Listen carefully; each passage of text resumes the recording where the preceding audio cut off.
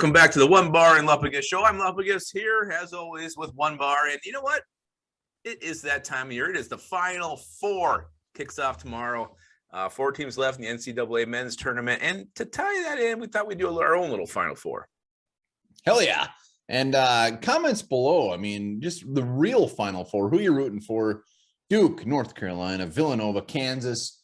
Would love to hear your thoughts on that. And Nova. Personally, I'm going for Duke. Coach K, let's have him go out on top. Why not? And as always, subscribe to the channel, like the videos here every damn day talking Vikings. We are at about 6,718 right now. Let's get the 7K by draft day, baby. 7K by draft day. That sounds like a good slogan. A very precise estimate of yours. I think you just checked that. Let's do it. Let's do it. Let's talk about the guys in the dance right now. And I think at least 3 of these guys are for sure going to be final options when it comes to the Vikings at pick 12, if they're there. Derek Stingley Jr., the cornerback from LSU, Trent McDuffie, the cornerback from Washington, the big old beefy nose tackle from Georgia, Jordan Davis. And then it's that fourth one that I think is still up in the air. I feel it could be an edge rusher. It could be a wide receiver. We went with a wide receiver. We went with Garrett Wilson. If he does fall to 12, you got to consider him the best player on the board. So he is in the dance. And we actually did this thing. We put it up on the page. You guys voted. So we're going to tie the results into this and the first matchup. And we did this. We actually did a little bit of this on our live. If you're on the live, this is going to be very similar to what we did on the live. But we named the divisions. And the first one was the Jake Reed division.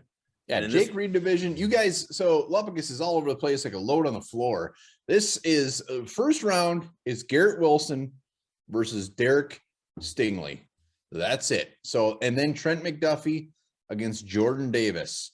So first round, Garrett Wilson versus Derek Stingley. Yeah, a potential BPA here. Yes, wide receiver isn't the top need for the Vikings, but he's that good. You got to consider him at 12. But Derek Stingley, he wiped his ass, Garrett Wilson. He really just went right to it. I did. 85% to 15. Derek Stingley was the walkaway winner here. No upset here.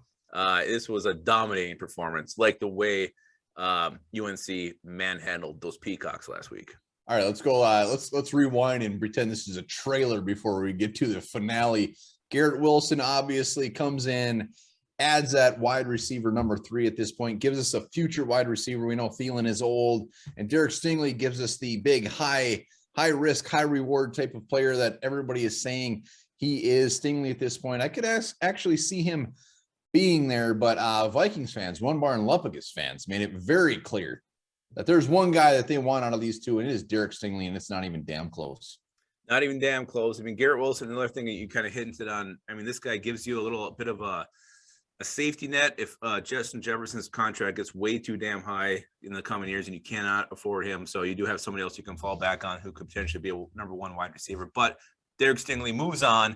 So now we're going to move over to the next bracket. This is the Byron the Siren Chamberlain, one of the greatest. Hey, do you want to announce the winners already? One of the best tight ends to ever play for Minnesota Vikings.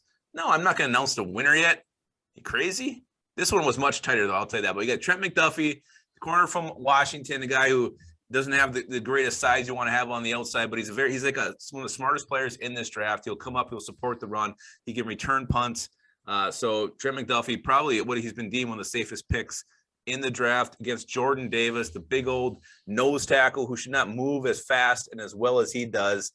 Really put himself back in the spectrum for pick 12 with its performance at the combine. So Jordan Davis, Trent McDuffie, anything else you want to say about these two?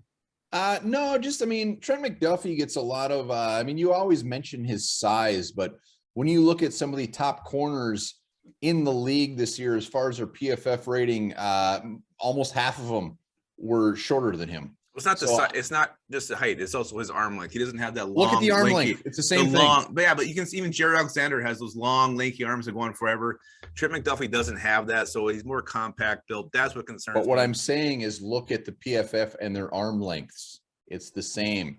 So I'm not putting too much stock into his size. I'm putting it into the fact that he can play. Do I want Trent McDuffie at 12? Probably not. Is he a decent fallback option? Yeah, I'm just fine with that. So it's Trent McDuffie and Jordan Davis, and it ended up being pretty close, probably closer than I actually thought. I thought Jordan Davis would absolutely blow Trent McDuffie out of the water. Yeah, I think this was a little bit more of a bigger win for Jordan. I'm going to give it. Jordan Davis did win this, but it was a little bit further apart earlier. I think McDuffie just made a late push here in the last hour, but Jordan Davis does walk away with this one, 55% to 45%. So yes, very tight here. Apparently, there's definitely some love for Trent McDuffie as well, and I think that needed the cornerback definitely makes him much more desirable here at 12. But Jordan Davis moves on to face Derek Stingley in the Mitch Berger Championship. Mitch Berger Championship. And remember, you guys are the ones who voted on this. We didn't pick. No. So, I mean, when I look at this, Derek Stingley versus Jordan Davis, I mean, it's kind of a win-win situation here. You can't be upset about either. I mean, if it's these down to these two guys come draft day, and by the way, it's draft month, draft hat is on, who would you take? Who'd you do? Who'd you do? And this is what I'm worried about. These two guys are on the board and we go somewhere else. That's my fear. That would be I mean, not only somewhere else, but somewhere just gross. Yeah. That's my biggest fear. Personally, are you asking me what I would do here? Absolutely. Oh man, this is a tough one because I think Jordan Davis could be just a dominating defensive player for a long time, mill that line, stuff in the run, creating interior pressure is what we wanted, what we needed, but the cornerback need is so bad. I think you do roll the dice and go for Derek Stingley, hope he's healthy and hope he can be, that Jalen Ramsey-esque type of corner that everybody thinks his upside is. So I think you have to go Stingley here. Yeah, I mean, look at the past drafts. They do not lie. When it comes to just big top defensive tackles that are supposed to come in and just absolutely dominate, they are the ones that most likely just peter out and do not happen. I mean, cornerbacks, you can say the same thing about them, but if I'm going all in, if I'm putting the risk all on that, I want it to be cornerback because it's a much bigger need. I don't want to just go with the sexy Jordan Davis name. I love Jordan Davis, but Derek Stingley, this isn't even close. I mean, it is Derek Stingley 10 times out of 10. Let's see what he brings. We need cornerback help. We need cornerback help for the future. So Derek Stingley, come on down. And he wiped the floor with Jordan Davis. Did you see his video, Jordan Davis, talking about his heart and the music? Boom, no. Boom. Yeah, when we watch it, you might want him a little bit more after watching that. I've learned long enough. I got to go with my my head, not my heart. Yeah, that's the thing, though. I mean, you take Derek Stingley here, which he did win 80-20. So this was a dominating win for Derek Stingley. Absolutely. He just ran. He wiped the floor with the entire bracket. He wiped his ass with it. But you got to – there's going to be part of me that's going to be a little bit concerned about that health, about, the no production, I mean, top end production since his first year. So there is concerns here. But if you are getting that guy who really should have been, if he's healthy, Derek Stingley is probably a top 3 pick in this draft. So get him at 12. That's huge. Absolutely huge. Yeah. And when we had Walter on from Walter Football and we look at some of these other guys, what they're saying about Stingley is enough with the ifs. The guy has the talent. So he is well worth the pick. It's just, can he put it together? Well, it's the best. You got Patrick Peterson here, former LSU guy. You got the defensive back coach we have, who was the defensive coordinator down there. So everything's pointing to Stingley coming to Minnesota. He looks good in purple. We know that. So, yeah, it could happen. And everybody seems to want it to happen. I think he won our live one too, didn't he? Yeah, he smoked it. We will see what happens. I think if he is on the board, very good chance. But let us know in the comments who would have won your Final Four out of this group. Also, who's going to win the Final Four in the basketball? Want to hear it? Want to hear it.